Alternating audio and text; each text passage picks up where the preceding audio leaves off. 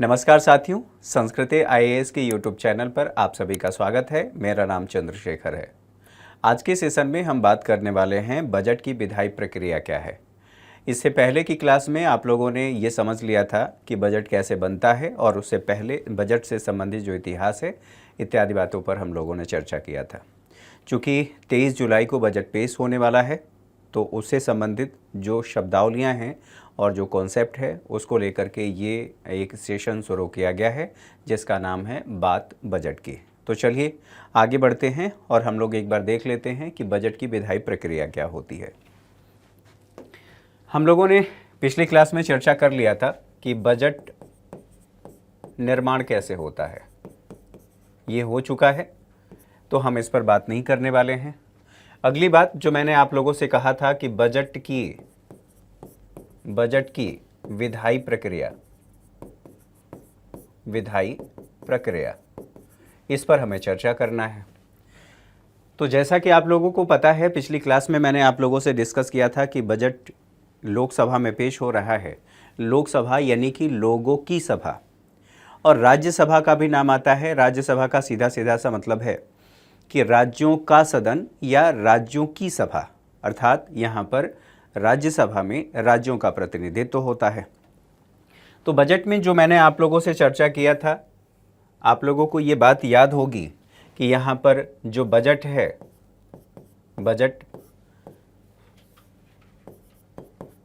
Budget इसमें दो बातें शामिल हैं, एक तो प्राप्ति और दूसरा व्यय।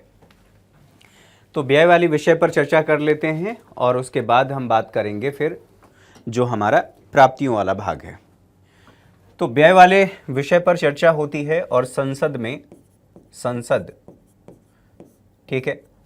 में वित्त मंत्री ने बजट को पेश कर दिया। बजट को संसद में पेश करने का मतलब ये है, यहाँ पर मैं सबसे पहले बात कर रहा हूँ लोकसभा की। लोकसभा में जो बजट होता है वो लोकसभा में ही पेश होता है, राज्यसभा में पेश नहीं किया जाता। राज्यसभा को बजट पर सीमित अधिकार दिया गया है। क्या सीमित अधिकार है ये हम लोग बाद में चर्चा करेंगे। अब यहाँ पर ये कहा गया है कि लोकसभा में जो बजट पेश किया गया है इसमें जो अनुदान की मांग है, अनुदान की मांग, और ये आप लोगों को पता है कि अनुदान की मांग क्या है, इस पर चर्चा होगी। तो पिछली क्लास में मैंने आप लोगों से बताया था कि एक मंत्रालय है, मंत्रालय कोई भी हो सकता है। जैसे ग्रामीण विकास मंत्रालय के बारे में मैंने चर्चा किया था, तो मंत्रालय की एक से अधिक मांगे हो सकती हैं। हो सकता है कि इसमें 100 मांगे हों, ठीक है, 100 मांग हो। तो लोकसभा में जब बजट पेश होता है तो लोकसभा को 26 दिन का समय दिया जाता है कि लोकसभा इस पर चर्चा करे और इसको पारित करे, ठीक है, अनुदान की मांग को पारित करे। अब हुआ क्या कि 26 दिन में अनुदान की मांग को लेकर के जो अनुदान की मांग की गई है इस पर चर्चा नहीं हो पाई। चर्चा और मतदान, चर्चा प्लस मतदान होना आवश्यक है, लेकिन नहीं हुआ। मान लीजिए 25 दिनों तक ऐसा चला, क्योंकि विपक्ष भी है और विपक्ष लगातार हंगामे कर रहा है, और ऐसा भारत की संसद में देखा ही जाता है। आमतौर पर ऐसा देखा जाता है। आप लोगों ने ये भी देखा होगा कि कुर्सियां चला करके मारना, फेंकना इत्यादि इत्यादि तमाम तरह के जो आप रोड पर देख सकते हैं, वही लगभग क्रिया प्रतिक्रिया संसद में भी दिखाई देती है। कई बार ऐसा देखा गया है और कई बार आपत्तिजनक चीज़ें भी देखी गई हैं। फिलहाल उसकी बात नहीं करते हैं, हम केवल इतना बात कर रहे हैं कि यहाँ पर चर्चा और मतदान करना आवश्यक है। दो भाग हैं, उन दोनों भागों के बारे में चर्चा मैंने आप लोगों से कर लिया था कि संचित निधि और संचित निधि पर भारित व्यय और संचित निधि से होने वाले अन्य व्यय। तो संचित निधि पर भारित व्यय, उस पर चर्चा नहीं हो सकता, चर्चा हो सकती है, मतदान नहीं हो सकता। और उस पर भारित जो व्यय है कौन से हैं, तो संवैधानिक पदों के बारे में मैंने चर्चा किया, जैसे CJI का वेतन, चीफ जस्टिस ऑफ इंडिया, या न्यायाधीशों का वेतन, या फिर आप कह सकते हैं जो निर्वाचन आयोग है, निर्वाचन आयोग का वेतन, जो उसके सदस्य हैं, आप निर्वाचन आयुक्त कह सकते हैं, उनके वेतन और भत्ते इस पर भारित होते हैं। उन पर चर्चा हो सकता है लेकिन मतदान नहीं हो सकता। मैंने आप लोगों से ये भी कहा था कि इसकी स्वतंत्रता और निष्पक्षता बनाए रखने के लिए ऐसा ज़रूरी है। और जो संचित निधि से व्यय होने वाले हैं, अन्य व्यय के बारे में मैंने आप लोगों से चर्चा किया था। उसमें मैंने बताया था कि इस पर चर्चा भी होगा और मतदान भी होगा। अब ये अनुदान की मांग पर चर्चा शुरू हुई, मतदान शुरू हुआ, 25 दिनों तक कोई काम नहीं हो पाया। एक दिन बचा हुआ है या मान लेते हैं 2 दिन बचा हुआ है, और अभी जो ये मांग है, ऐसा समझ लीजिए कि इसमें से 10 मांगों पर चर्चा हो चुकी है, बाकी 90 मांग अभी बची हुई है। ऐसी स्थिति में यदि लोकसभा से बजट पारित नहीं होता है तो इसका मतलब ये है कि सरकार गिर जाएगी। सरकार के पास विश्वास मत नहीं है, सरकार अल्पमत में है, ऐसा सिद्ध हो जाएगा। अर्थात बजट का पारित होना लोकसभा से ज़रूरी है। अब लोकसभा में एक अध्यक्ष होते हैं, राज्यसभा में सभापति होते हैं। तो जो लोकसभा अध्यक्ष हैं उनकी कुछ शक्तियां हैं और उन्हीं शक्तियों में इस विषय पर चर्चा करना आवश्यक है। तो उन्होंने क्या किया, अब उन्होंने एक तरीका अपनाया। चूँकि एक दिन शेष है और जो लोकसभा अध्यक्ष होता है वो अध्यक्ष जो पार्टी सत्ता में है उसी पार्टी के सदस्य या सदस्यों में से किसी एक व्यक्ति को लोकसभा अध्यक्ष बनाया जाता है। अब इनको क्या करना है, इसको पारित करवाना है। तो एक दिन रह गए हैं और हो सकता है कि 100 से अधिक वहाँ पर मांगे हों, या 100 हों या 90 हों, कुछ भी हो सकता है। उस पर चर्चा और मतदान संभव नहीं है। ऐसी स्थिति में ये क्या करेंगे, इन्होंने कहा कि जो मांग नंबर 1 है इस पर सदस्य हाथ उठाएंगे और बोलेंगे यस, पारित, यस, ठीक है। फिर उन्होंने बोल दिया, मान लीजिए 10 से लेकर के और 90 तक अनुदान की मांग, ठीक है, एस और नो। यहाँ पर लोगों ने यस कर दिया, सदस्यों ने यस कर दिया। इसी को कहा जाता है, एक नाम दिया जाता है कि ये ध्वनि मत से पारित हो गया। ध्वनि मत से जो पारित हुआ तो इसी को कहा जाता है गिलोटीन। गिलोटीन, इसी को टेक्निकल नाम या टेक्निकल वर्ड में कहा जाता है गिलोटीन। अब ये पारित हो गया। अब जो पारित हुआ ये तो आप लोगों ने समझ लिया, अब धन निकाला जा सकता है, ठीक है। लेकिन एक और पक्ष है, मैंने आप लोगों से जो चर्चा किया कि जो बजट है, बजट के 2 पक्ष हैं, प्राप्ति और व्यय। यहाँ पर व्यय वाले भाग पर हम लोगों ने चर्चा कर लिया, प्राप्ति वाला अभी हम लोगों ने चर्चा नहीं किया है। अब प्राप्ति की बात कर लेते हैं। तो बजट है, बजट में मुख्य प्राप्तियाँ कौन कौन सी हैं ये भी मैंने आप लोगों से चर्चा किया था। तो मुख्य प्राप्तियाँ जो होती हैं, मान लीजिए कर से प्राप्तियाँ हैं। तो बजट में जो प्राप्तियां हैं कितनी होंगी, इसके लिए संसद में वित्त मंत्री, ठीक है, द्वारा धन विधेयक पेश किया जाएगा। और धन विधेयक जो पेश किया जाएगा, धन विधेयक की परिभाषा क्या कहती है और धन विधेयक क्या होता है, अब इसको समझ लेते हैं। अब मैंने कहा कि प्राप्ति, ठीक है, बजट के संदर्भ में प्राप्तियों के लिए धन विधेयक प्रस्तुत किया जाता है, जिसे इंग्लिश में मनी बिल कहते हैं। मनी बिल, ठीक है। संविधान का एक अनुच्छेद है, आर्टिकल 110, इसमें मनी बिल की परिभाषा दी गई है। मनी बिल क्या है वो बताया गया है कि या तो कर लगाने से संबंधित हो, कर लगाना हो, कर की समाप्ति करनी हो, कर की समाप्ति से संबंधित बात हो, या फिर आप ऐसा भी कह सकते हैं कि मनी बिल जो कर की दर में परिवर्तन करने से संबंधित हो, कर में परिवर्तन।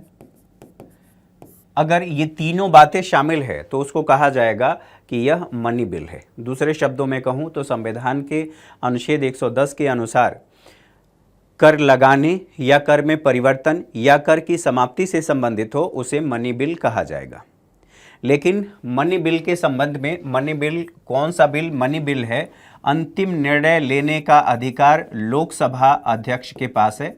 लोकसभा अध्यक्ष अगर इन्होंने कह दिया कि कोई बिल, ठीक है, बिल मनी बिल है, मनी बिल है, तो वो मनी बिल है, अर्थात इन्होंने कह दिया कि आम अमरुद है तो वो अमरुद ही माना जाएगा और इनके द्वारा लिए गए निर्णय को सुप्रीम कोर्ट में भी चुनौती नहीं दी जा सकती। इन्होंने डिसाइड कर दिया तो डिसाइड कर दिया।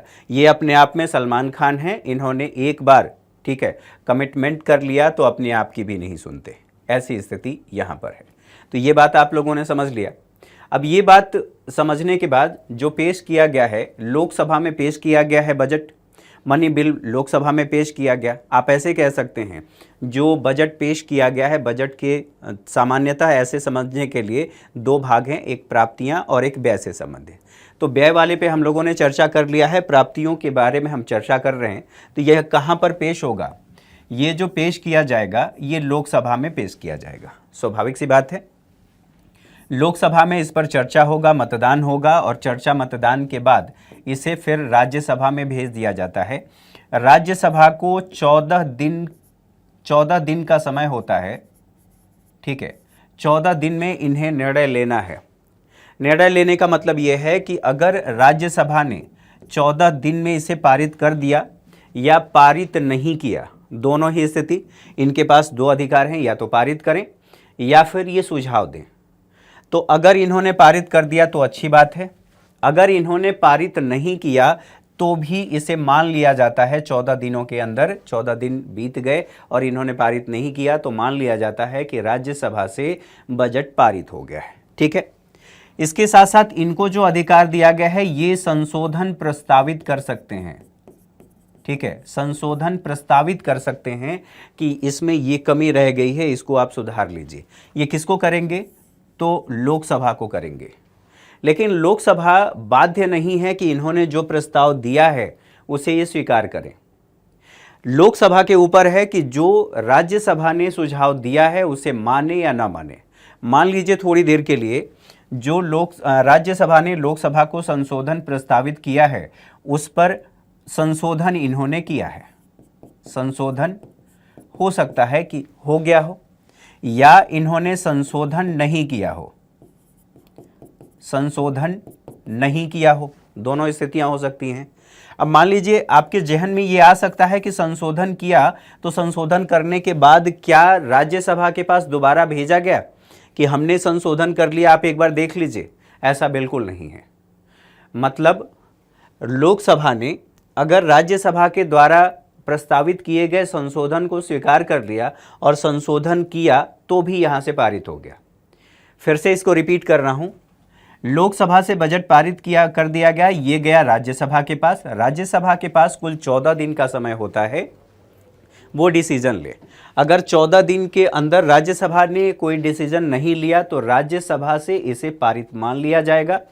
अगर राज्यसभा ने कोई संशोधन प्रस्तावित किया है तो ऐसी स्थिति में हो सकता है, ठीक है, कि लोकसभा उस संशोधन को स्वीकार कर ले और उसे संशोधित कर ले। संशोधित करने के बाद लोकसभा दोबारा राज्यसभा को नहीं दिखाएगी, लोकसभा से ये बजट पारित, राज्यसभा से ये बजट पारित मान लिया जाएगा और बजट ये पारित हो गया, ठीक है। तो 2-3 बातें आप लोगों ने यहाँ पर समझ लिया। मनी बिल के संबंध में यहीं पर बात आती है कि राज्यसभा को सीमित अधिकार है, ठीक है।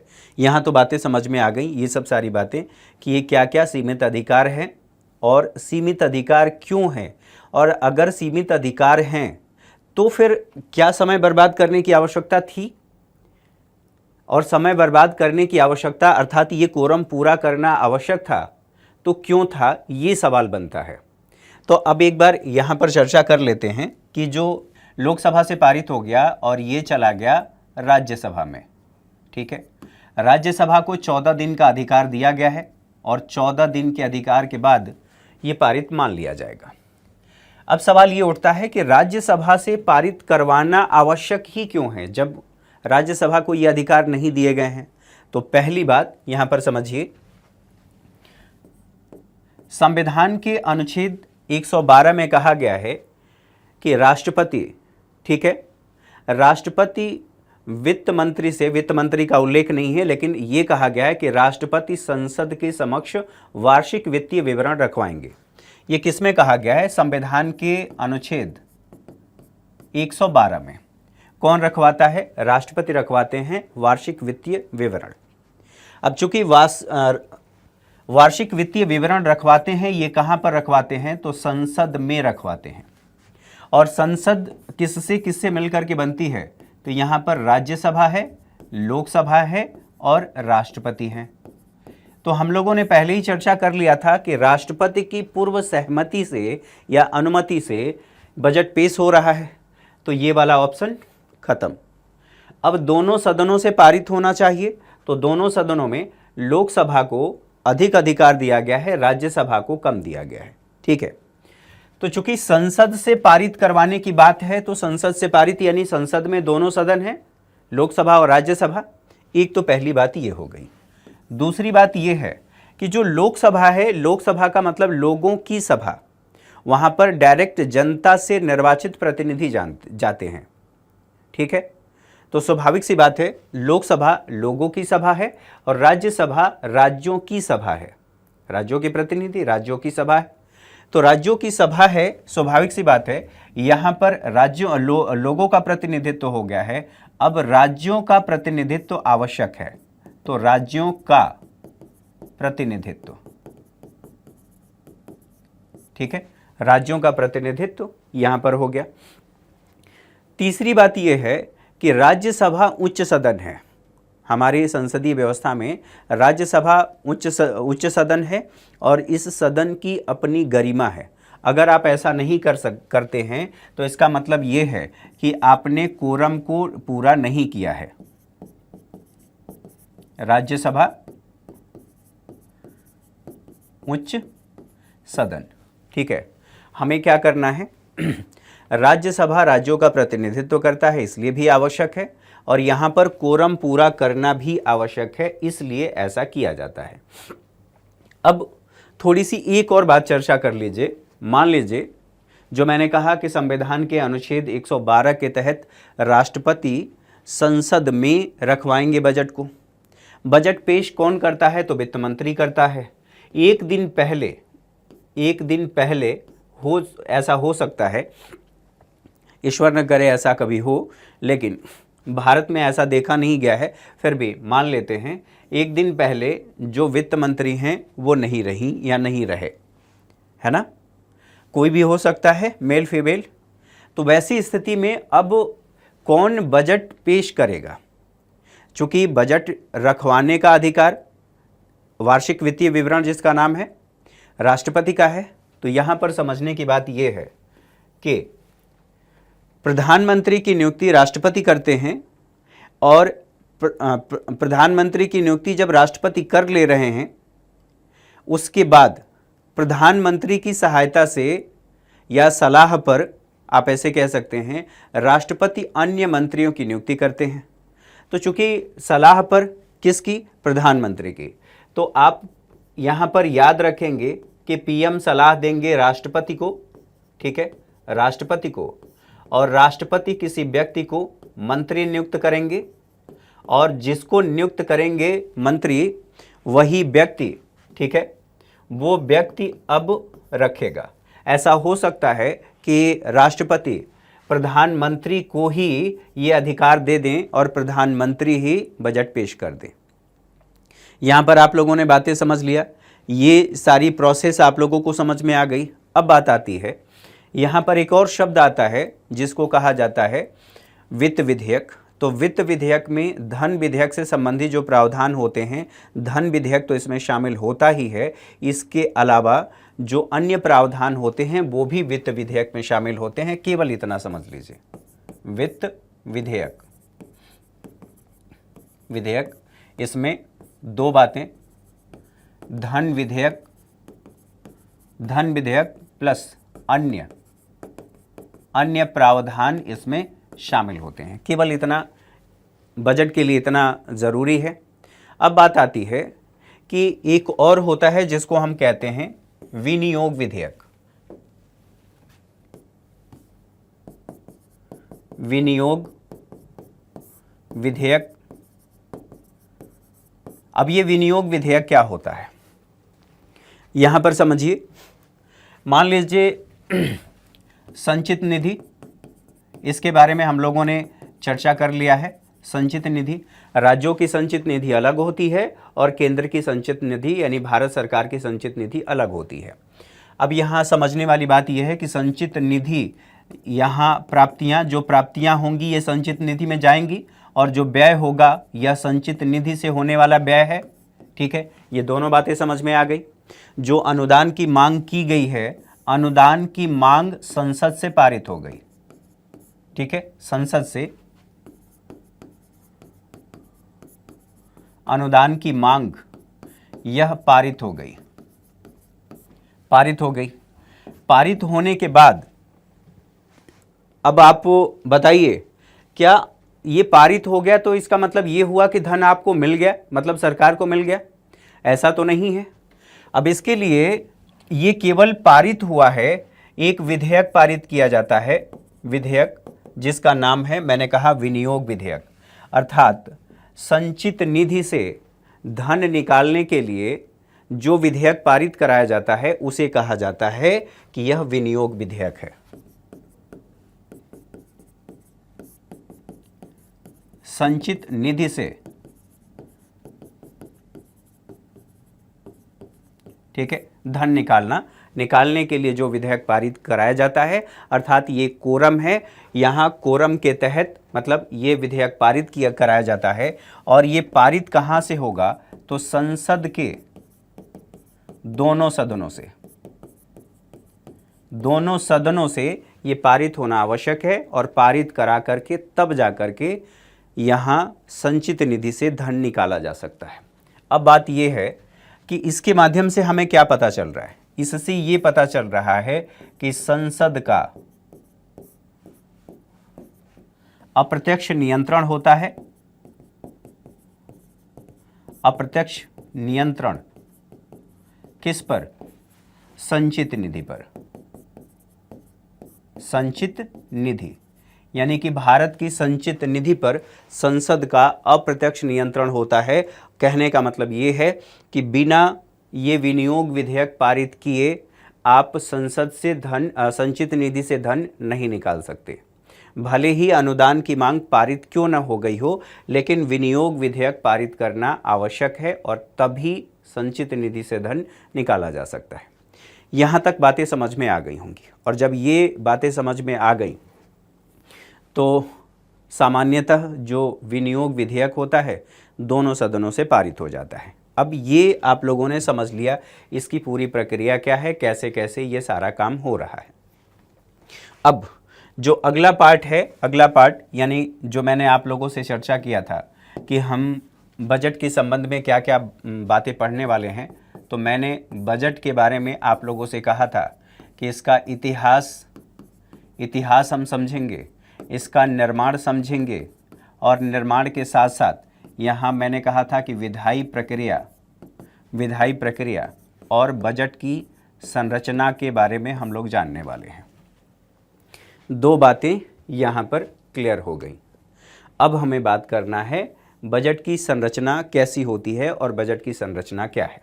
इससे पहले एक बात आप लोगों को ये भी स्पष्ट कर दूं कि जो भी टैक्स लगाया जाएगा, कर लगाया जाएगा, कर लगाने या कम करने का अधिकार केवल और केवल संसद के पास है। ठीक है।